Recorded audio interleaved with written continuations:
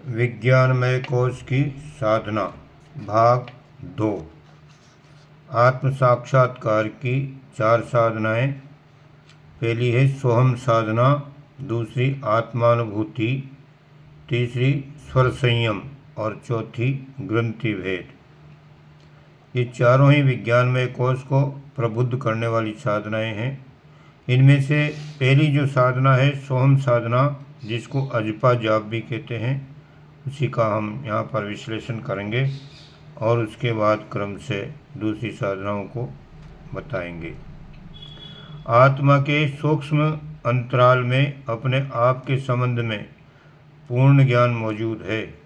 वह अपनी स्थिति की घोषणा प्रत्येक क्षण करती रहती है ताकि बुद्धि भ्रमित न हो और अपने स्वरूप को न भूले। थोड़ा सा ध्यान देने पर आत्मा की इस घोषणा को हम स्पष्ट रूप से सुन सकते हैं। उस ध्वनि पर निरंतर ध्यान दिया जाए तो उसे घोषणा के करने वाले अमृत भंडार आत्मा तक भी पहुंचा जा सकता है। जब एक सांस लेते हैं तो वायु प्रवेश के साथ साथ एक सूक्ष्म ध्वनि होती है जिसका शब्द सौ जैसा होता है। जितनी देर सांस भीतर ठहरती है अर्थात स्वाभाविक कुंभक होता है, उतनी देर आधे यानी किसी विराम ध्वनि होती है, और जब सांस बाहर निकलती है तो हम जैसी ध्वनि निकलती है। इन तीनों ध्वनियों पर ध्यान केंद्रित करने से अजपा जाप की सोहम साधना होने लगती है। प्रातःकाल सूर्योदय से पूर्व नित्य कर्म से निपटकर पूरब को मुख करके किसी शांत स्थान पर बैठिए। मेरुदंड सीधा रहे, दोनों हाथों को समेटकर गोदी में रख लीजिए। नेत्र बंद रखिए। जब नासिका द्वारा वायु भीतर प्रवेश करने लगे तो सूक्ष्म कर्ण इंद्रियों को सजग करके ध्यानपूर्वक देखिए कि वायु के साथ साथ सो की सूक्ष्म ध्वनि हो रही है। इसी प्रकार जितनी देर सांस रुके और वायु निकलते समय हम की ध्वनि पर ध्यान केंद्रित कीजिए। साथ ही हृदय स्थित सूर्य चक्र के प्रकाश बिंदु में आत्मा के तेजोमय स्फुरलिंग की धारणा कीजिए। जब सांस भीतर जा रही हो और सो की ध्वनि हो रही हो तब अनुभव कीजिए कि ये तेज बिंदु परमात्मा का प्रकाश है। स अर्थात परमात्मा, हम अर्थात मैं। जब वायु बाहर निकले और हम की ध्वनि हो तब उसी प्रकाश बिंदु में भावना कीजिए कि ये मैं हूँ। अ की विराम भावना परिवर्तन के अवकाश का प्रतीक है। आरंभ में उस हृदय चक्र स्थित बिंदु को सो ध्वनि के समय ब्रह्म माना जाता है और पीछे उसी की अहम धारणा में जीव भावना हो जाती है। इस भाव परिवर्तन के लिए अ का अवकाश काल रखा गया है। इसी प्रकार जब हम समाप्त हो जाए, वायु बाहर निकल जाए और नई वायु प्रवेश करे, उस समय भी जीव भाव हटाकर उस तेज बिंदु में ब्रह्म भाव बदलने का अवकाश मिल जाता है। ये दोनों ही अवकाश के समान हैं, पर इनकी ध्वनि सुनाई नहीं देती। शब्द तो सो हम का ही होता है। सो ब्रह्म का ही प्रतिबिंब है। बीच में जो थोड़ा विराम है प्रकृति का प्रतिनिधि है। हम जीव का प्रतीक है। ब्रह्म प्रकृति और जीव का सम्मिलन इस अजपा जाप में होता है। सो हम साधना में तीनों महाकारण एकत्रित हो जाते हैं, जिनके कारण आत्म जागरण का स्वर्ण सुयोग एक साथ ही उपलब्ध होने लगता है। सोहम साधना की उन्नति जैसे जैसे होती जाती है वैसे ही वैसे विज्ञानमय कोश का परिष्कार होता जाता है। आत्मज्ञान बढ़ता है और धीरे धीरे आत्म साक्षात्कार की स्थिति निकट आती चली जाती है। आगे चलकर सांस पर ध्यान जमाना छूट जाता है और केवल मात्र हृदय स्थित सूर्य चक्र में विशुद्ध ब्रह्म तेज के ही दर्शन होते हैं। उस समय समाधि की सी अवस्था हो जाती है हंस योग की परिपक्वता से साधक ब्राह्म्य स्थिति का अधिकारी हो जाता है। स्वामी विवेकानंद जी ने विज्ञानमय कोश की साधना के लिए आत्मानुभूति की विधि बताई है। उनमें अमेरिकन शिष्य रामाचरक ने इस विधि को मेंटल डेवलपमेंट नामक पुस्तक में विस्तार पूर्वक लिखा है। दूसरा योग है आत्मानुभूति योग। इसमें किसी शांत या एकांत स्थान में जाइए, निर्जन कोलाहल स्थित स्थान पर साधना के लिए बैठिए। इस प्रकार का एक स्थान घर का स्वच्छ हवादार कमरा भी हो सकता है और नदी तट अथवा उपवन भी। हाथ मुंह धोकर साधना के लिए बैठना चाहिए। आराम कुर्सी पर अथवा दीवार, वृक्ष या मनसद के सहारे बैठकर भी ये साधना भली प्रकार की जा सकती है। सुविधा पूर्वक बैठ जाइए। 3 लंबे लंबे श्वास लीजिए। पेट में भरी हुई वायु को पूर्ण रूप से बाहर निकालना और फेफड़ों में पूरी हवा भरना एक पूरा श्वास कहलाता है। 3 पूरे श्वास लेने से हृदय और फुसफुस की भी उसी प्रकार एक धार्मिक शुद्धि होती है, जैसे स्नान करने, हाथ पांव धोकर बैठने से शरीर की शुद्धि होती है। 3 पूरे सांस लेने के बाद शरीर को शिथिल कीजिए और हर अंग में से खींचकर प्राण शक्ति हृदय में एकत्रित हो रही है, ऐसा ध्यान कीजिए। हाथ पांव आदि सभी अंग प्रत्यंग शिथिल, ढीले, निर्जीव, निष्प्राण हो गए हैं, ऐसी भावना करनी चाहिए। मस्तिष्क से सब विचारधाराएं और कल्पनाएं शांत हो गई हैं और समस्त शरीर के अंदर एक शांत नीला आकाश व्याप्त हो रहा है।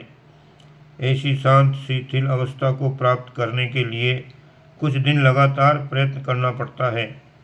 अभ्यास से कुछ दिन में अधिक शिथिलता एवं शांति अनुभव होती आती है। शरीर भली प्रकार शिथिल हो जाने पर हृदय स्थान में एकत्रित अंगूठे के बराबर शुभ्र श्वेत ज्योति स्वरूप प्राण शक्ति का ध्यान करना चाहिए। अजर अमर शुद्ध बुद्ध चेतन पवित्र ईश्वरीय अंश आत्मा मैं हूँ। मेरा वास्तविक स्वरूप यही है। मैं सच्चित आनंद स्वरूप आत्मा हूँ। उस ज्योति के कल्पना नेत्रों से दर्शन करते हुए उपर्युक्त भावनाएं मन में रखनी चाहिए।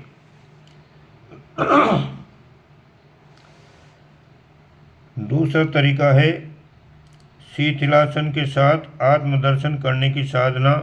इस योग में प्रथम साधना है। जब ये साधना भली प्रकार अभ्यास में आ जाए तो आगे की सीढ़ी पर पैर रखना चाहिए। दूसरी भूमिका में साधना का अभ्यास इस प्रकार से है। शीतल अवस्था में अखिल आकाश में नील वर्ण आकाश का ध्यान कीजिए।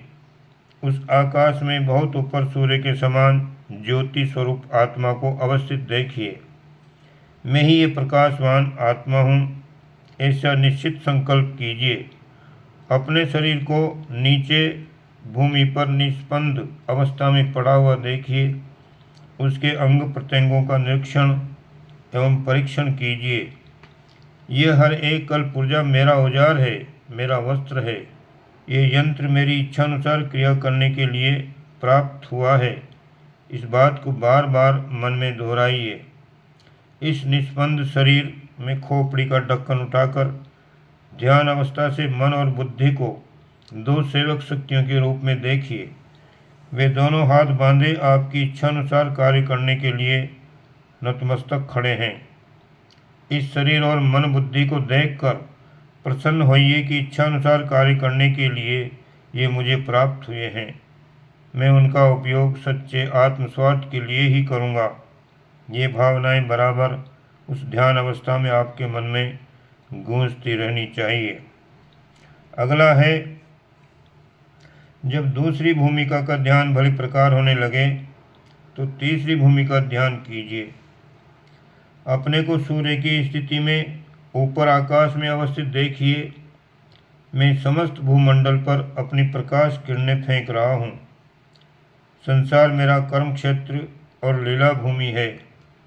धरती की वस्तुओं और शक्तियों को मैं इच्छित प्रयोजनों के लिए काम में लाता हूँ, पर वे मेरे ऊपर प्रभाव नहीं डाल सकती। पंचभूतों की गतिविधि के कारण जो हलचलें संसार में हर घड़ी होती हैं, वे मेरे लिए एक विनोद और मनोरंजक दृश्य मात्र है। मैं किसी भी सांसारिक हानि लाभ से प्रभावित नहीं होता। मैं शुद्ध चैतन्य सत्य स्वरूप पवित्र निर्लेप अविनाशी आत्मा हूँ। मैं आत्मा हूँ, महान आत्मा हूँ, महान परमात्मा का विशुद्ध स्फुरलिंग हूँ। ये मंत्र मन में जपिए।